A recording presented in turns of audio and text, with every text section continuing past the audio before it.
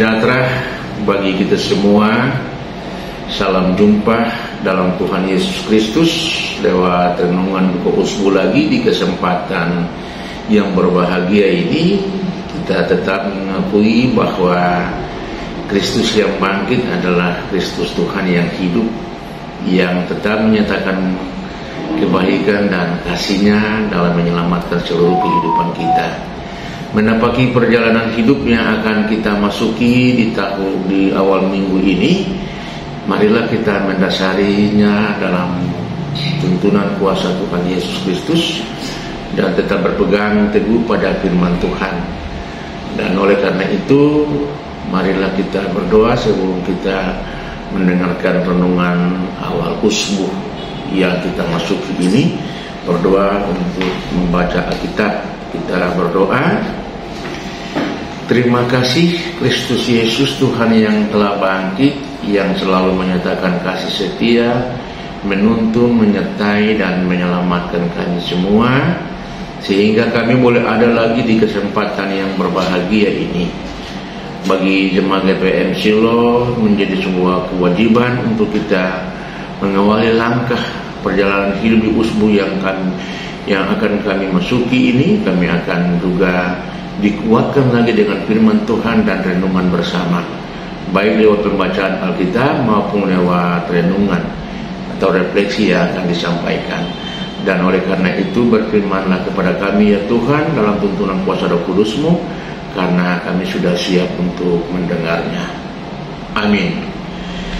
Bapak, Ibu, Bapak, Saudara, anak-anak semua yang mengambil bahagian bersama dalam renungan buka usbu di pagi ini, kita akan membaca firman Tuhan sesuai dengan kalender yang ditetapkan oleh Lembaga Pembinaan Jemaat Gereja Pusat Maluku, dan Kitab Roma pasal 8 pada ayatnya yang ke-18 sampai dengan ayatnya yang ke-30, yang berbunyi demikian: pengharapan anak-anak Allah. Sebab aku yakin bahwa penderitaan zaman sekarang ini tidak dapat dibandingkan dengan kemuliaan yang akan dinyatakan kepada kita. Sebab dengan sangat rindu seluruh makhluk menantikan saat anak-anak Allah dinyatakan. Karena seluruh makhluk telah ditaklukkan kepada kesia-siaan, bukan oleh kehendak sendiri, tetapi oleh kehendak Dia yang telah menaklukkannya. Tetapi dalam pengharapan, karena makhluk itu sendiri juga akan dimerdekakan dari perbudakan kebinasaan dan masuk ke dalam kemerdekaan kemuliaan anak-anak Allah. Sebab kita tahu bahwa sampai sekarang segala makhluk sama-sama mengeluh dan sama-sama merasa sakit bersalin. Dan bukan hanya merasa saja, tetapi kita juga telah menerima karunia sulung roh. Kita juga mengeluh dalam hati kita sambil menantikan pengangkatan sebagai anak, yaitu pembebasan tubuh kita. Sebab kita diselamatkan dalam pengharapan, tetapi pengharapan yang dilihat bukan pengharapan lagi. Sebab sebagaimana orang masih mengharapkan apa yang dilihatnya. Tetapi jika kita mengharapkan apa yang tidak kita lihat, kita menantikannya dengan tekun. Demikian juga Roh membantu kita dalam kelemahan kita, sebab kita tidak tahu bagaimana sebenarnya harus berdoa, tetapi Roh sendiri berdoa untuk kita kepada Allah dengan keluhan-keluhan yang tidak terucapkan. Dan Allah yang menyelidiki hati nurani mengetahui maksud Roh itu, yaitu bahwa Ia sesuai dengan kehendak Allah berdoa untuk orang-orang kudus. Kita tahu sekarang bahwa Allah turut bekerja dalam segala sesuatu untuk mendatangkan kebaikan bagi mereka yang mengasihi Dia, yaitu mereka yang terpanggil sesuai dengan rencana Allah. Sebab semua orang yang dipilihnya dari semula, mereka juga ditentukannya dari semula untuk menjadi serupa dengan gambar anaknya, supaya Ia anaknya itu menjadi yang sulung di antara banyak saudara. Dan mereka yang ditentukannya dari semula, mereka itu juga dipanggilnya, dan mereka dipanggilnya, mereka ini juga dibenarkannya, dan mereka yang dibenarkannya, mereka juga dimuliakan. Demikianlah firman Tuhan yang telah kita baca, kita dengar bersama. di kesempatan yang berbahagia ini, tentunya renungan kita, refleksi kita ini, dia lebih berorientasi dengan apa yang menjadi harapan bersama Gereja Persatuan Maluku dengan subtema yang tetap tema mingguan yang telah ditetapkan oleh Lembaga Pimpinan Jemaat, yakni Kristus bangkit, jalanilah hidup dengan tidak gentar.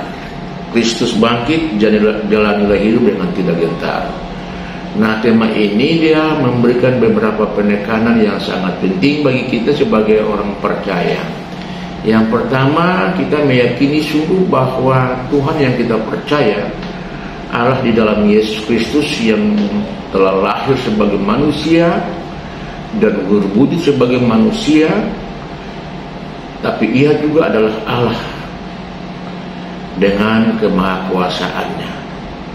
Dan karena itu Ia menjalani apa yang menjadi amanat pengutusannya dalam penderitaan, penyaliban sampai pada kematian. Tapi bukan titik akhir di kematian. Justru dengan kebangkitan yang menunjukkan bahwa Allah kita itu hidup. Dan tidak ada satu Allah dan ilah yang lebih berkuasa dari kebesaran Allah kita di dalam Yesus Kristus. Nah, kebangkitan Yesus ini menunjukkan keyakinan kita bahwa Allah itu tetap ada dan selalu ada dalam kehidupan kita. Itu yang pertama. Dan yang kedua, kalau kita meyakini tentang Kristus itu bangkit, maka kita punya keteguhan diri juga mesti dimiliki. Keyakinan dan pengharapan mesti menjadi sandaran yang kuat sebagai orang-orang beriman dalam kehidupan yang dijalani, supaya dengan sandaran ini kita menjalani kehidupan dengan penuh sukacita walaupun banyak persoalan-persoalan hidup. Nah, kita dalam kitab Roma pasal 8 ayatnya yang ke-18 sampai 30 itu lebih mengarahkan supaya orang-orang yang percaya kepada Tuhan harus mempunyai pengharapan. Tapi pengharapan sebagai anak-anak Allah, pengharapan itu dia harus membuahkan apa yang menjadi harapan bersama dari Kristus, dari Tuhan kita.